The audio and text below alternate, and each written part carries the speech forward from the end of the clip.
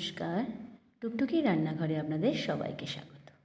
আজকে আমি যেটা বানাবো সেটা বড় বাচ্চা সবার খুব প্রিয় মশলা চিকেন। আমি চিকেন নিয়েছি 12 থেকে 13 পিস। এবারে সেটাতে মাখিয়েছি হচ্ছে আপনার গোলমরিচ গুঁড়ো, একটু হলুদ গুঁড়ো, সামান্য জিরে গুঁড়ো, আর একটু ধনে গুঁড়ো, আর একটু লেবুর রস, আর পুদিনা পাতা আর ধনে পাতা একসঙ্গে বাটা। সেটা আমি ভালো করে মাখিয়ে নিয়েছি। এইবারে এটাতে রেখেছি আমি আর একটা পাত্রে দই নিয়েছি, এই 2 চামচ টেবিল স্পুন। দইয়ের মধ্যে 1/2 চামচ টমেটো সস, চিলি সস আর হচ্ছে সয়া সস, এই তিনটেকে একসঙ্গে করে নিয়েছি।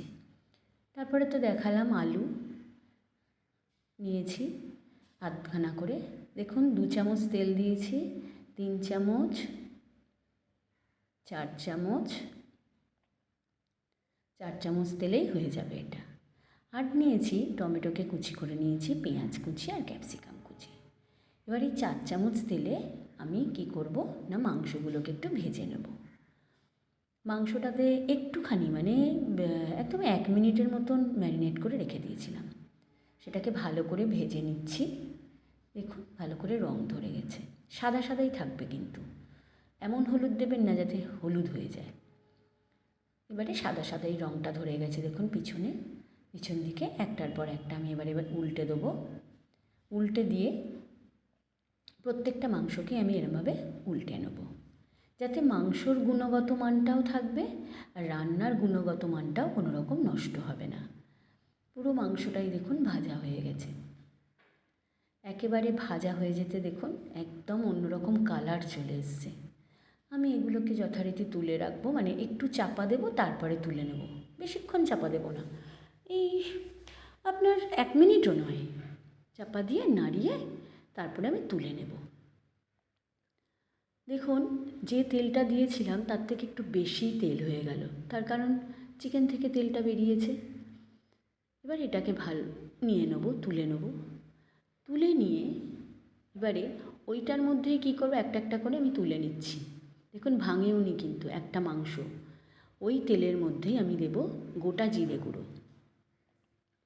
গোটা জিরে গুঁড়ো ভালো করে ভেজে ভেজে নেবো, একটা গন্ধ বেরোবে। তারপরে টমেটো, ক্যাপসিকাম আর পেঁয়াজ। টমেটো 2টো মিডিয়াম, পেঁয়াজ 3টে মিডিয়াম, ক্যাপসিকাম অর্ধেকটা নিয়েছি। ভালো করে ভাজছি। ভাজতে ভাজতে দেখুন একটুখানি নুন দেব, আবার পরে দেব নুনটা। আগে এই ভাজার জন্য একটু নুনটা দিয়ে দিলাম, তাহলে কী হবে, ভাজাটা খুব সুন্দর করে হয়ে যাবে, একটু বেশ গলে গলে যাবে আর ভালোও লাগবে স্বাদটা। ভালো করে দেখুন ভাজা হয়ে গেছে আমার, একদম পুরো লাল হয়ে গেছে। এইবার দেব আমি আদা বাটা এবং রসুন বাটা 2 টেবিল স্পুন। ভালো করে নেড়ে ছেড়ে একটা দেখুন সুন্দর গন্ধ বেরোবে।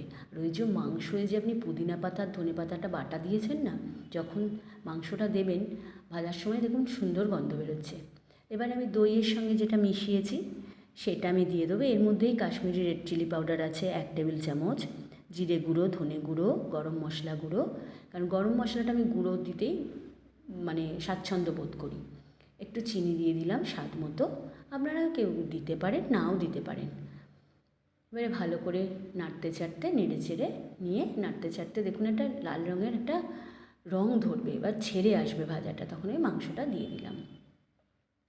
মাংসটা দিয়েও ভালো করে আমি নাড়ছি।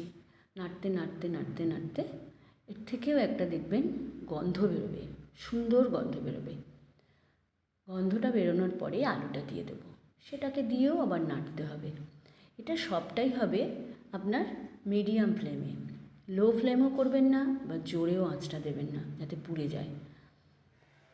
এরমভাবে আপনারা মিডিয়াম ফ্লেমেই করবেন, সে গ্যাসেই হোক বা ইন্ডাকশানেই হোক, সমস্তটাই যাতেই হোক না কেন আমরা মিডিয়াম ফ্লেমে করে আমি 1 মিনিট রেখেছিলাম চাপা দিয়ে।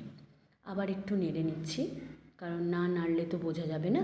এটা বেশ একটু লুচি, পরোটা, রুটি বা ভাত সবেতেই ভালো লাগবে খেতে।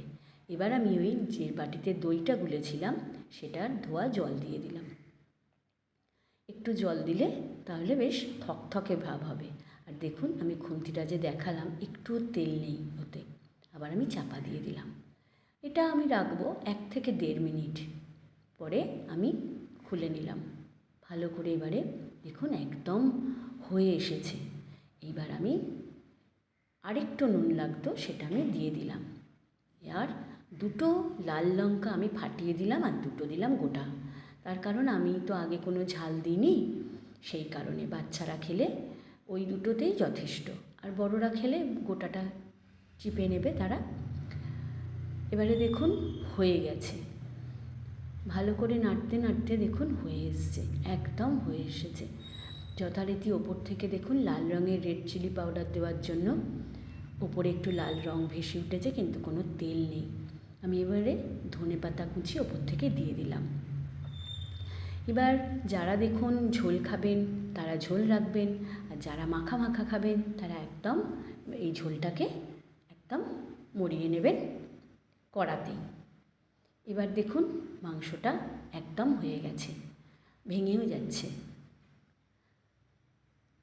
রবিবারে এরকম মাংস করা বা যে কোনো দিনে এইরকম লাইট করে মাংস করাটা আমাদের শরীরের পক্ষে খুব দরকার।